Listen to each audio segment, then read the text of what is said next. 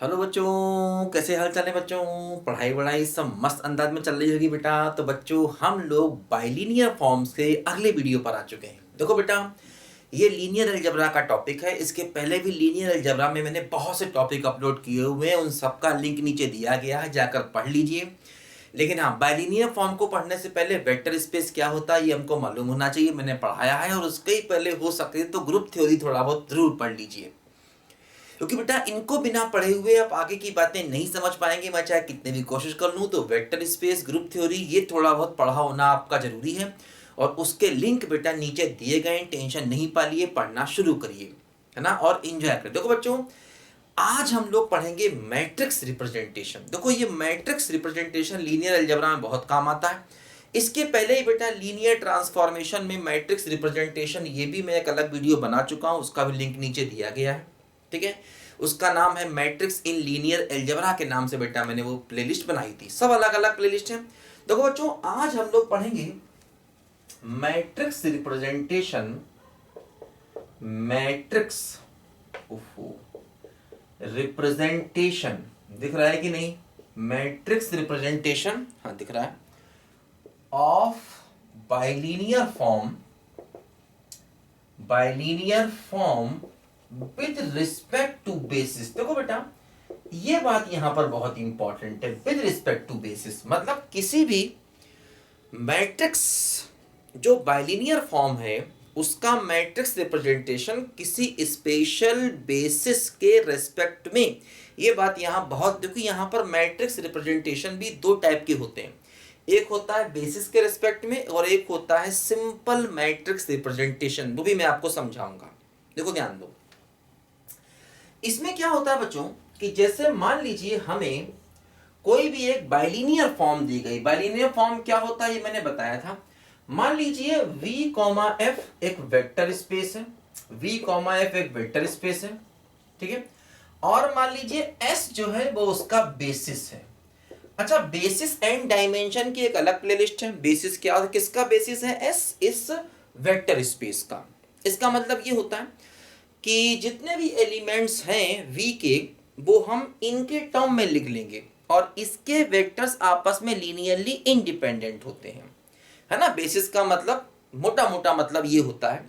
बाकी फिर आपको अगर डिटेल से पढ़ना है तो बेसिस एंड डायमेंशन की अलग प्लेलिस्ट है, उसको जाके पढ़िए। पढ़ना शुरू कर दीजिए, सबकी अलग अलग प्लेलिस्ट है, मस्त होके पढ़िए, सब कुछ समझ में आएगा, गारंटी है। लेकिन जब तक पढ़ना शुरू नहीं करेंगे तब तक नहीं कुछ होगा। पढ़ना शुरू करिए, वीडियो खोलिए, और नोट्स भी बनाते रहिए, ये बात ध्यान दीजिए, ठीक है ना।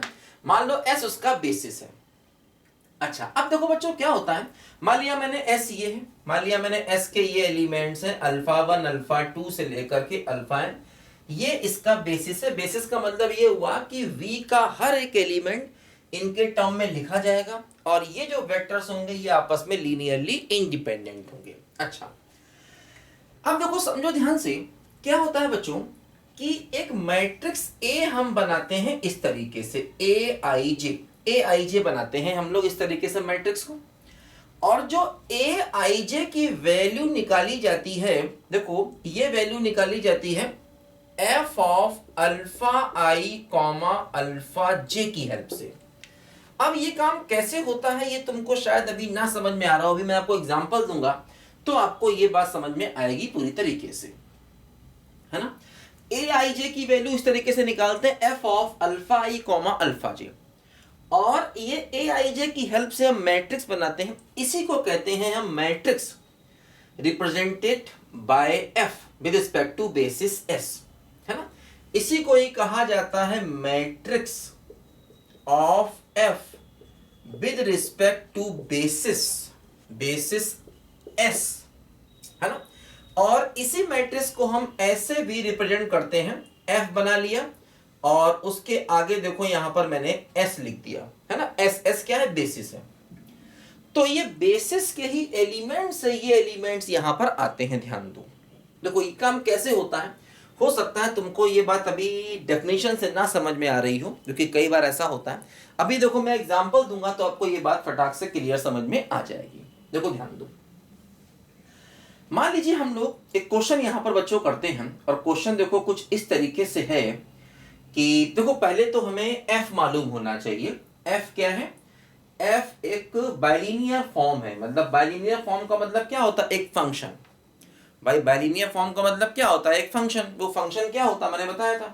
वो फंक्शन क्या होता है, वो होता है v क्रॉस v से लेकर के f तक एक फंक्शन होता है। पिछला वीडियो पढ़िए, इसका बेटा पूरा लिंक नीचे दिया गया है, पिछला वीडियो पढ़िए। इस प्लेलिस्ट का लिंक नीचे दिया गया, पिछला वीडियो पढ़िए। भाई f क्या होता है, एक फंक्शन होता है v क्रॉस v से लेकर f तक, और वो फंक्शन दो कंडीशन को सेटिस्फाई करता है। कंडीशन क्या मैंने बताई थी पिछले वीडियो में। तो ये f दिया होगा और s भी दिया होगा। s क्या है, बेसिस। बेसिस और f देखो दिया होगा। जैसे कि देखो फॉर एग्जांपल मैं आपको एक क्वेश्चन यहां पर कराता हूं, इसका हमें मैट्रिक्स रिप्रेजेंटेशन यहां पर लिखना है। देखो जैसे कि फॉर एग्जांपल मान लीजिए मैंने एक बाइलिनियर फॉर्म लिया r स्क्वायर से लेकर के r तक। r स्क्वायर का मतलब वही r क्रॉस r हो गया, है ना। r स्क्वायर से लेकर के r तक ये मैंने एक बाइलिनियर फॉर्म लिया, बल्कि ऐसा लिखना चाहिए r square cross r square से लेकर के r तक। मतलब v क्या है, r स्क्वायर है। दूसरा वाला v क्या, वो भी r स्क्वायर। फील्ड क्या है, यहाँ पर r है।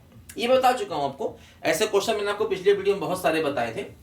और मान लीजिए हमने f of alpha comma beta निकाला, और ये f of alpha comma beta देखो कुछ इस तरीके से दिया गया है, 2x1y1 माइनस 3x1y2 और प्लस x2y2। मान लीजिए ऐसे करके हमको यहाँ पर ये f of alpha comma beta दिया गया, 2x1y1 माइनस 3x1y2 और प्लस x2y2। अल्फा यहाँ पर क्या है, अल्फा यहाँ पर है x1 कॉमा x2, और बीटा यहाँ पर क्या है, बीटा है यहाँ पर y1 कॉमा y2। देखो अल्फा किसका एलिमेंट होगा, आर स्क्वायर का, क्योंकि ये R square cross R square, मतलब अल्फा कॉमा बीटा टाइप के एलिमेंट जिनकी वैल्यू आर में आएगी। अल्फा क्या होगा, x1 कॉमा x2 होगा, आर स्क्वायर का एलिमेंट होगा, और बीटा क्या होगा, y1 कॉमा y2 होगा, ये भी हमारा आर स्क्वायर का एलिमेंट होगा। अच्छा, अब ये एक बाइलिनियर ट्रांसफॉर्मेशन, बाइलिनियर फॉर्म है। हालांकि हमने इसको चेक नहीं किया, लेकिन बाइलिनियर फॉर्म होगी ये कह रहे हैं, तो होगी होगी। अब हमें क्या निकालना है, देखो हमें निकालना है matrix of F with respect to S, with respect to S. S क्या है, एक बेसिस है। एस क्या है, एक बेसिस है। और बेसिस देखो यहां पर ये दिया गया है, बेसिस दिया गया है 1,0 एंड 1,1। मतलब देखो बेसिस में दो एलिमेंट है, क्योंकि दो ही होंगे। भाई आर स्क्वायर क्या है, आर स्क्वायर का जो बेसिस होगा उसके बेसिस में दो ही एलिमेंट होंगे, बात समझे ना। तो अच्छा, हर एक में दो दो कंपोनेंट होंगे। भाई एक ये वेक्टर है, एक ये वेक्टर है, दोनों वेक्टर के दो दो कंपोनेंट है, क्योंकि आर स्क्वायर वेक्टर स्पेस है। क्योंकि बेसिस किसका होता है, वेक्टर स्पेस का होता है। वेक्टर स्पेस के एलिमेंट बेसिस के टर्म में लिखे जाते हैं, वही चीज है यहाँ पर। मतलब आर स्क्वायर का हर टर्म इन दोनों के टर्म में लिख जाएगा, ये बात ध्यान दीजिए। तो इसी बेसिस के रिस्पेक्ट में हमको चाहिए क्या बच्चों, मैट्रिक्स रिप्रेजेंटेशन चाहिए। देखो इजी है क्वेश्चन। अब देखो वैसे तो बहुत बड़े बड़े क्वेश्चन भी यहाँ पर आ सकते हैं भाई, आर क्यूब से लेकर आर क्यूब तक आ सकते हैं भाई, तो बहुत टफ होते जाएंगे, क्योंकि मैट्रिक्स बहुत बड़ा होता जाएगा फिर। जैसे यहाँ पर क्या है, देखो हमें क्या निकालना, हमें ए आई जे, देखो ये चाहिए ए इक्वल टू ए आई जे, ये मैट्रिक्स चाहिए। और ए आई जे की जो वैल्यू होगी वो देखो यहां से ली जाएगी F of alpha I comma alpha जे। मतलब देखो जैसे सबसे पहले आप निकालोगे a11, a11 का मतलब क्या हुआ, f of alpha 1 comma alpha 1। देखो ये जो दो हमें एलिमेंट दिए गए ना, किसमें, s में, तो इनमें से जो पहला वाला एलिमेंट है उसे अल्फा 1 मान लो, और जो दूसरा वाला एलिमेंट है उसको अल्फा 2 मान लो। क्योंकि देखो ये हमारा बेसिस है, तो ये अल्फा 1 अल्फा 2 हो गया। देखो समझो, हमें जो ये दिया गया है f of alpha comma beta, देखो इससे ही सारी वैल्यू निकलेंगी। देखो जैसे हमें f of alpha comma beta क्या दिया गया है, f of alpha comma beta का मतलब क्या हुआ, f of alpha comma beta का मतलब हुआ, अल्फा का मतलब देखो यहां पर क्या हुआ, ये हुआ x1 कॉमा x2, और बीटा का मतलब क्या हुआ, ये हुआ y1 कॉमा y2, ये हुआ f of alpha comma beta का मतलब। और इसकी वैल्यू क्या है, इसकी वैल्यू है देखो 2x1y1, 2x1y1 और माइनस 3x1y2 और प्लस का x2y2, ये इसकी वैल्यू है। देखो जैसे हमें अब a11 पहले चाहिए है, क्योंकि हमने क्या किया, i की जगह 1, j की जगह 1 रख दिया, तो यहां भी अल्फा 1, यहां भी अल्फा 1 है ना। i की जगह 1, j की जगह 1। देखो a11 क्या हुआ, A11 का मतलब हुआ f of alpha 1 comma alpha 1, और अल्फा 1 का मतलब देखो क्या हुआ, अल्फा 1 का मतलब हुआ 1 कॉमा 0 और 1 कॉमा 0, देखो दोनों ही अल्फा 1 देखो। अब जैसे इसकी वैल्यू ये है तो इसकी वैल्यू क्या होगी, देखो 2x1/1, तो ये हो जाएगा 2x1/1 का मतलब 1 को 1 से मल्टीप्लाई करेंगे तो 1, माइनस 3x1/2, x1/2 का मतलब 1 इंटू 0, तो ये हो जाएगा 0, और प्लस हो जाएगा x2/2 मतलब 0 इंटू 0 तो 0, तो फाइनली 2 आया है ना। तो a11 की वैल्यू, ये जो हमारा रिजल्ट है इससे ही हमें सारी वैल्यू निकालनी होंगी। जैसे a11 निकला, कैसे निकला, i की जगह 1, j की जगह 1 रखा। ऐसे ही a12, a21, a22, क्योंकि देखो अल्फा 1 अल्फा 2 दो ही चीजें हैं ना, मतलब जो हमारा i j है ये या तो 1 होगा या 2 होगा, क्योंकि देखो दो ही एलिमेंट दिए गए अल्फा 1 एंड अल्फा 2, तो i की वैल्यू 1 2 होगी और j की वैल्यू भी 1 2 होगी, बस i की वैल्यू भी 1 2, क्योंकि अल्फा 1 अल्फा 2 दो ही एलिमेंट है, 3 होते तो i की वैल्यू अल्फा 1 अल्फा 2 अल्फा 3 होती, और j की वैल्यू भी 1 2 3 होती। उसी प्रकार चेंज होता है यहाँ पर अगर बेसिस में 3 एलिमेंट होते, और बेसिस में 3 एलिमेंट कब होंगे, जब इसमें 3 एलिमेंट्स होंगे, ये वेक्टर स्पेस r की पावर 3 क्रॉस r की पावर 3 वाला होगा तब ऐसा होगा, और वो सवाल लंबा पड़ेगा जाकर फिर, इसलिए वो जनरली नहीं दिया जाता। देखो ध्यान दो। अच्छा अब देखो क्या होगा यहाँ पर, हमें इसको तो लिखा रहने देते हैं, अभी इसको मिटाते हैं, देखो है ना, हमें 4 एलिमेंट चाहिए, a11, क्योंकि देखो i भी 1 और 2 होगा, j भी 1 2 होगा, तो a11 a12 a21 a22, क्योंकि क्या होता है देखो जो हमारा मैट्रिक्स होता है ना, जैसे मैंने ये लिखा है ना aij, वैसे लिखा है aij, तो aij का मतलब हुआ कि a11 निकलेगा, a12 निकलेगा, a21 निकलेगा, a22 निकलेगा, है ना, ऐसे करके देखो यहां पर हमारा aij निकलेगा। देखो ध्यान दो, देखो समझो बात को, तो a11 निकाला, अब निकालना होगा a12, a12 हमें निकालना होगा।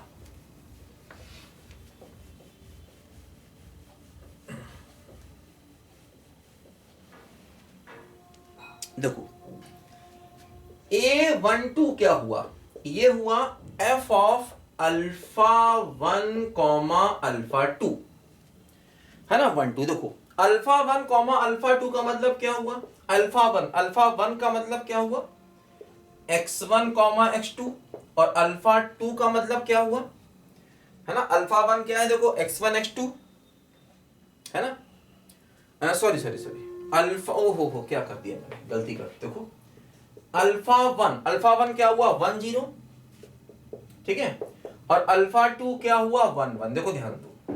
अब देखो इसकी वैल्यू निकालनी क्या है, 2x1/1, तो हो जाएगा 2x1/1 1, माइनस का 3x1/2, x1/2 भी देखो 1, और प्लस का x2/2 0, तो 2 माइनस 3 देखो -1, यहां पर ये आ गया, a12 आ गया।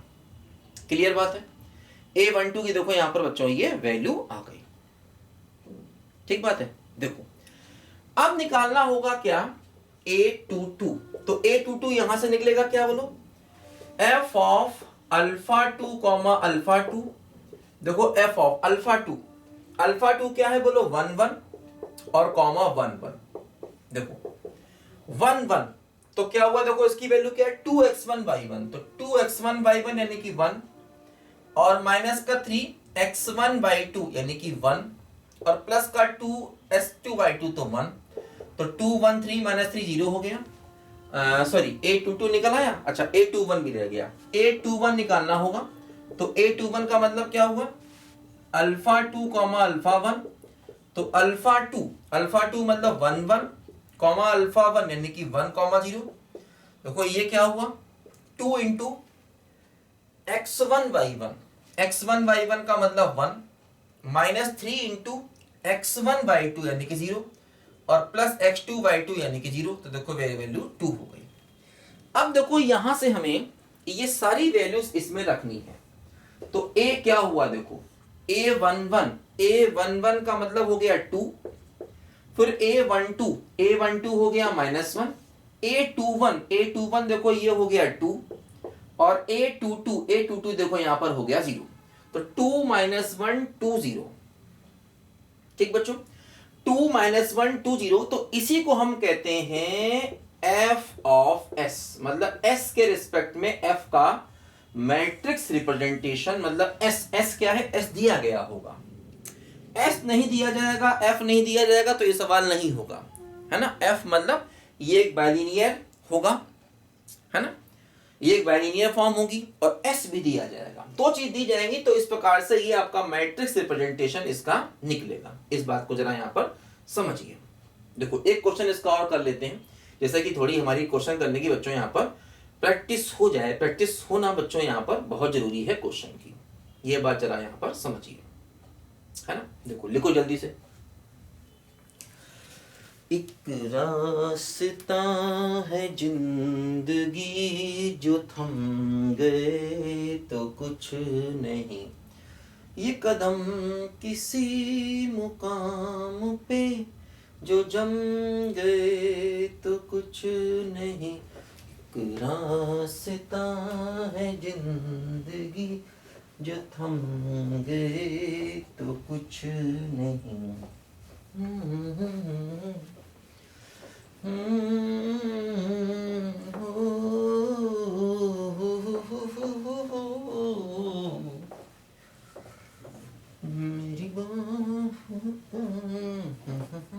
देखो बच्चों, मान लो हमें एक f दिया गया है, f मतलब बाइलिनियर है, और ये दिया गया है r square cross r square से लेकर के r तक। f मान लीजिए बच्चों हमें दिया गया है, और मान लीजिए अल्फा को मैंने माना है x1 x2, और बीटा को मैंने माना है y1 y2, और जो हमें f दिया गया है अल्फा बीटा। देखो f की वैल्यू कुछ इस तरीके से हमको दी गई है, x1 y1 plus x2 y2, है ना। ऐसे करके देखो वैल्यू हमें यहां पर दी गई है, ठीक बात है। एक सेकंड थोड़ा चेंज कर लो इसको, इसे कर लो x1 x2 plus y1 y2, ऐसे कर लो, ऐसे दिया गया, ठीक है। मान लीजिए हमको यहां पर ये ऐसे दिया गया x1 x2 plus y1 y2, और हमें मैट्रिक्स चाहिए, matrix of f with respect to s। s मतलब इसका बेसिस है, और बेसिस देखो ये है 1 -1 एंड 1 1, ये हमारा बेसिस है, मतलब ये वही अपना अल्फा 1 और ये वही अपना अल्फा 2 हो गया। देखो हमें फिर से वही मैट्रिक्स चाहिए, तो मैट्रिक्स क्या होगा, ए आई जे, और आई जे की वैल्यू 1 और 2 होगी बस केवल। तो यहां पर क्या होगा, देखो ये मैट्रिक्स हो जाएगी A11 A12 और A21 और A22, ये देखो यहां पर हो जाएगा। बात क्लियर है। ए देखो यहां पर क्या दिया गया, हमें दिया गया f of alpha comma beta. Alpha comma beta का मतलब क्या हुआ, अल्फा का मतलब हो गया x1 x2, और बीटा का मतलब क्या हो गया y1 y2, है ना। बीटा का मतलब क्या हो गया y1 y2, और ये वैल्यू क्या दी गई है, ये दिया गया x1 into x2 plus y1 into y2। ठीक, देखो यहां पर जैसे कि अगर हम A11 निकालें, तो A11 का मतलब क्या, A11 का मतलब मैंने क्या बताया, देखो Aij का मतलब क्या, Aij का मतलब होता है f of alpha I comma alpha जे। तो A11 का मतलब क्या, ये हुआ f of alpha 1 comma alpha 1, है ना, ये मतलब हुआ। तो अल्फा 1 कॉमा अल्फा 1 का मतलब देखो अल्फा 1 क्या है, ये 1 -1 है, और दूसरा वाला भी अल्फा 1 है, तो ये भी 1 -1 है। तो इसकी वैल्यू देखो यहां से अगर आप निकालोगे इस वाले से, तो क्या होगी x1 इंटू x2 तो -1, और y1 इंटू y2 तो -1 तो -2 हो गई। अच्छा A12 तो f of alpha 1 comma alpha 2, तो देखो अल्फा 1 हो गया 1 -1, और अल्फा 2 क्या हो गया 1 1, तो क्या देखो हुआ x1 x2 का मतलब -1, और प्लस y1 y2 का मतलब देखो ये x1 ये x2 ये y1 ये y2, यहां पर भी ये x1 ये x2 ये y1 ये y2, तो वैल्यू इसकी 0 आ गई। ठीक बात। देखो अब चाहिए आपको A21, तो A21 का मतलब क्या, f of alpha 2 comma alpha 1। Alpha 2 क्या है, ये है 1 1, और अल्फा 1 क्या है, ये है 1 माइनस 1, तो इसकी वैल्यू निकालो। देखो यहीं से x1 x2 this into this तो 1 प्लस दिस इंटू दिस तो -1, तो वैल्यू 0 आ गई इसकी भी। और a22 अगर निकालोगे तो f of alpha 2 comma alpha 2 है ना भाई। देखो यहाँ पर a11 चाहिए था तो i1j1, a12 चाहिए तो i1j2, a21 चाहिए तो i2j1, a22 चाहिए तो i2j2। अब देखो यहाँ पर अल्फा 2 है अपना 1 1 और कॉमा दूसरा भी अल्फा 2 ये भी 1 1, तो क्या हुआ x1 x2 का मतलब इसका मल्टीप्लाई 1 और प्लस इसका मल्टीप्लाई 1, तो वैल्यू 2 आ गई।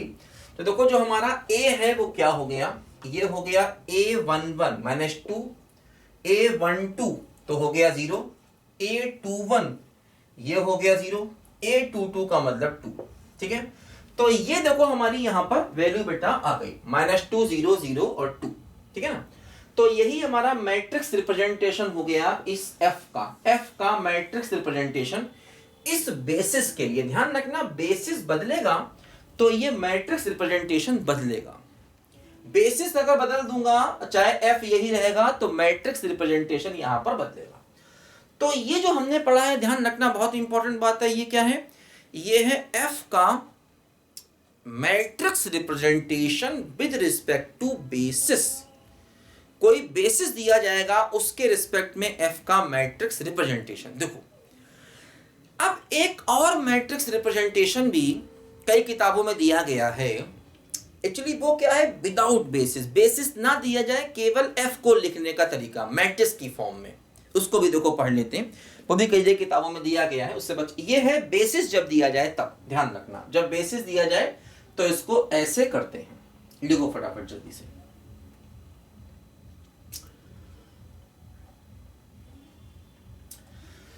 तुम तरररा तुम तारा तुम तरम तरम, अरे दुनिया के है लाख करम पर अपना एक करम, चना जोर गरम हो चना जोर गरम, बाबू मैं लाया मजेदार चना जोर गरम, हो मेरा चना बना है आला, इसमें डाला गरम मसाला, इसको खाएगा दिल वाला, चना जोर गरम मेरा चना। देखो बेटा बाइलिनियर फॉर्म का मैट्रिक्स किसी बेसिस में नहीं, खाली उसको मैट्रिक्स में लिखने का तरीका। देखो ऐसा होता है बच्चों, यहां पर ध्यान दो, इसको हम लोग एग्जांपल की हेल्प से समझें। देखो जैसे मान लीजिए हमें f of u comma v दिया गया है, उसकी वैल्यू कुछ यहां पर दी गई। मान लो हमें जो f ऑफ, देखो u है, मान लीजिए u मतलब एक वेक्टर है x1 x2 x3, और v भी एक वेक्टर है, मान लीजिए y1 y2 y3। अब देखो यहां पर जो हमारा f लिया गया है वो r cube cross r cube से r तक लिया गया, जिससे कि हम f of u comma v लिखेंगे। क्योंकि देखो यहां पर u के पास 3 एलिमेंट्स है, v के पास 3 एलिमेंट्स है, तो यहां से ये इशारा कर रहा है कि ये जरूर r cube cross r cube से लिया गया होगा। ठीक है ना, अब देखो f of u comma v क्या है, देखो ये है मान लीजिए x1 y1 plus 2x1 y2 और प्लस 5x1 y3, ऐसे करके मान लो हमें दिया गया है यहां पर, और माइनस का 2x2 y1 प्लस का 3x2 y2 ऐसे दिया गया मान लीजिए हमको। और फॉर एग्जांपल आगे मैं कुछ भी लिख दूं यहां पर x3 y2 और माइनस का x3 y3 ऐसे मान लो मैं लिख दूं यहां पर। ठीक है, देखो इस तरीके से मान लो मैं यहां पर लिख दूं। हाँ अब एक्चुअली ये चेक करना पड़ेगा ये बाइलिनियर है कि नहीं, मैंने रैंडम लिख दिया, ये बाइलिनियर होना चाहिए, तो हालांकि मैंने चेक नहीं किया इसको, है ना, हो सकता है ये बाइलिनियर ना हो, मैंने रैंडम की बाइलिनियर। अब ऐसे तो याद नहीं क्या होगा, है ना, स्टार्टिंग के टर्म मुझे याद थे, बाद के टर्म दिमाग से उतर गए क्या थे इसमें। स्टार्टिंग के टर्म तो मुझे याद है इसके ये हैं, लेकिन बाद के टर्म दिमाग, कोई बात नहीं, let it is bilinear, let it is bilinear, ये बात ध्यान रखना। हो सकता है ये बाइलिनियर ना हो, मैं सिर्फ एग्जांपल दे रहा हूं आपको, कॉन्सेप्ट वही रहेगा, लेकिन हाँ ये बाइलिनियर होना चाहिए। वो जो दिया जाएगा वो बाइलिनियर होगा ही होगा, जो दिया जाएगा ना वो बाइलिनियर होगा ही होगा, ठीक है ना। देखो क्या करना होगा, बड़ा आसान है। देखो तुम्हें एक मैट्रिक्स बनानी है, उसमें तुम्हें यहां पर लिखना है क्या, कोफिशिएंट ऑफ x1 y1 और कुछ नहीं। यहां लिखना है कोफिशिएंट ऑफ x1 y2 और यहां लिखना है कोफिशिएंट ऑफ x1 y3। फिर अगले में लिखना है कोफिशिएंट ऑफ x2 y1, फिर कोफिशिएंट ऑफ x2 y2 और कोफिशिएंट ऑफ x2 y3। फिर लिखना है कोफिशिएंट ऑफ x3 y1, फिर लिखना है कोफिशिएंट ऑफ x3 y2 और फिर लिखना है कोफिशिएंट ऑफ x3 y3 और कुछ नहीं करना तुमको। देखो ध्यान दो, x1 y1 का कोफिशिएंट 1 है, x1 y2 का 2 है और x1 y3 का 5 है, ठीक। x2 y1 का कितना है, -2 है, x2 y2 का 3 है और x2 y3 का टर्म यहां पर देखो है नहीं तो ये 0 हो जाएगा। अगला हो x3 y1 देखो यहां है नहीं तो उसका कोफिशिएंट 0 हो जाएगा। x3 y2 ये है तो कोफिशिएंट कितना हो गया 1 और x3 y3 का कोफिशिएंट कितना हो गया -1। तो ये हो गया इस f को मैट्रिक्स की फॉर्म में लिखने का तरीका और कुछ भी नहीं, ध्यान रखना है ना। ये बात समझो यहां पर बच्चों ध्यान से, है ना। x1 y1 का कोफिशिएंट, x1 y2 का कोफिशिएंट, x1 y3 का कोफिशिएंट, फिर क्या है x2 y1 का कोफिशिएंट, फिर क्या है x2 y2 का कोफिशिएंट, फिर x2 y3 का कोफिशिएंट, नीचे क्या है x3 y1 का कोफिशिएंट, x3 y2 का कोफिशिएंट, x3 y3 का कोफिशिएंट। तो उनके अगर आप कोफिशिएंट्स यहां पर लिख देंगे, अब देखो ये 3 क्रॉस 3 था, इसीलिए अगर जैसे ये 2 क्रॉस 2 होता, अगर 2 क्रॉस 2 होता तो केवल इतना आता, कोफिशिएंट ऑफ x1 y1 और कोफिशिएंट ऑफ x1 y2, ठीक है। फिर यहां पर आता कोफिशिएंट ऑफ x2 y1 और यहां आता कोफिशिएंट ऑफ x2 y2 और कुछ नहीं। अगर ये r क्रॉस ऐसे दिया होता है, ये हमारा r square cross r square से लेकर r तक, तो u के भी 2 ही कंपोनेंट होते x1 x2 और v के भी 2 ही कंपोनेंट होते y1 y2, समझो ध्यान से। तो ऐसे लिखते और कुछ नहीं, है ना, ये बात समझो। तो ये हुआ f को मैट्रिक्स की फॉर्म में लिखने का तरीका विदाउट एनी बेसिस। कोई भी बेसिस यहां नहीं है, ध्यान रखना, यहां पर कोई भी बेसिस नहीं है, इस बात को जरा यहां पर ध्यान रखना, ठीक है ना। किसी बेसिस के रिस्पेक्ट में हमने यहां पर नहीं लिखा, इस बात को जरा बच्चों यहां पर समझो ध्यान से, ठीक है। बेसिस के रेस्पेक्ट में करना होगा तो मैंने बताया था अभी पिछला वाला कॉन्सेप्ट, उससे करेंगे, इस बात को जरा यहां पर समझो अच्छे से। ये दिया होगा x1 y1 का कोफिशिएंट 1 है, x1 y2 का कोफिशिएंट 2 है, x1 y3 का 5 है, x2 y1 -2 है, x2 y2 3 है, x2 y3 नहीं है तो 0 हो गया, x3 y1 भी नहीं है तो 0 हो गया, x3 y2 है तो कोफिशिएंट 1 हो गया, x3 y3 है तो कोफिशिएंट -1 हो गया। तो ये f को मैट्रिक्स में लिखने का तरीका है। और भी एग्जांपल हो सकते हैं इसके, कर सकते हैं आसानी से। और हाँ, बेसिस दिया जाए तो मैंने तरीका बताया, तो टेंशन नहीं पालना है बच्चों, सब कुछ पढ़ना है। नीचे और भी लीनियर अलजेब्रा के और भी जो हमारे टॉपिक चल रहे हैं उनके नीचे लिंक दिए गए, उन सबको पढ़ो, है ना। काफी टॉपिक मैंने आगे आगे पढ़ा दिए हैं, अभी हो सकता है जब तक तुम वीडियो देखो तब तक सारे कंप्लीट हो जाएं, क्योंकि मैं टॉपिक इसलिए स्टार्ट करता हूं जिससे कि बच्चे को बेसिक मिल जाए। अब आपको बेसिक मिल गया, बहुत सी चीजें आप खुद भी आगे समझ सकते हैं इसकी, है ना। बच्चे को बेसिक मिल जाए, बच्चा पढ़ना शुरू कर देता है, उसको लगता है हाँ ये टॉपिक मैंने समझ लिया, उसको एक कॉन्फिडेंस आ जाता है, ठीक है बच्चों। तो इस वीडियो में बेटा इतना ही, अगले वीडियो में फिर मिलेंगे नए सवालों के साथ में, तब तक के लिए बाय बाय।